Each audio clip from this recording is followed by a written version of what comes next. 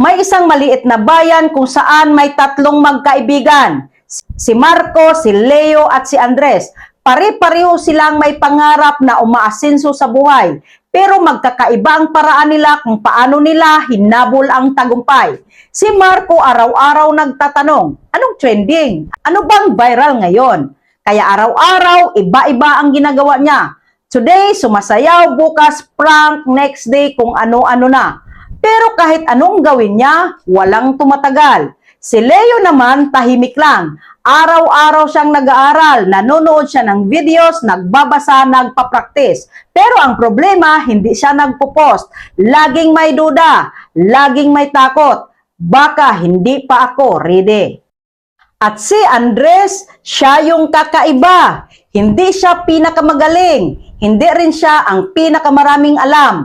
Pero may ginawa siyang isang bagay na nagbago ng lahat. Nagsimula siyang magbahagi. Simple lang. Kung ano ang natutunan niya, sinishare niya. Kung saan siya nahirapan, kinikwento niya. Kung anong journey niya, pinapakita niya. At kahit konti lang ang nanonood sa simula, hindi siya tumigil. One day, may isang tao na nag-message sa kanya. Sobrang nakatulong yung video mo. Salamat.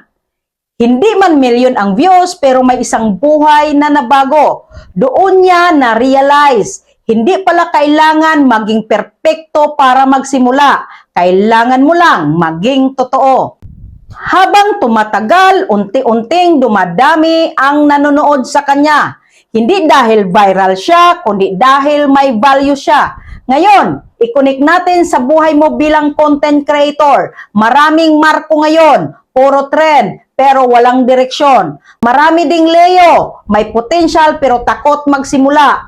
Pero ang tanong, ikaw ba si Andres? Yung kahit hindi perfect, tuloy pa rin? Yung kahit konti ang views, nagbibigay pa rin ng value? Yung kahit walang clap sa umpisa, naniwala sa sarili niya? Kasi sa totoo lang, hindi nagsisimula ang success sa dami ng followers. Nagsisimula ito sa consistency, courage, at clarity. As a content creator, hindi mo trabaho maging perfect. Ang trabaho mo, magbigay ng value, mag-share ng kwento at tumulong sa iba. Kasi balang araw, yung simpleng video mo, yung simpleng message mo, pwedeng maging dahilan para hindi sumuko ang isang tao. So don't stop. Kahit 10 views lang, kahit walang nag-like, keep creating. Because you are not just creating content, you are creating impact. At tandaan mo, ang tunay na content creator, hindi sinusukat sa dami ng views, kundi sa dami ng pusong naaabot niya. Na-inspired ba kita? Paki-comment mo, and like, follow, and share na rin. And see you in the comment section.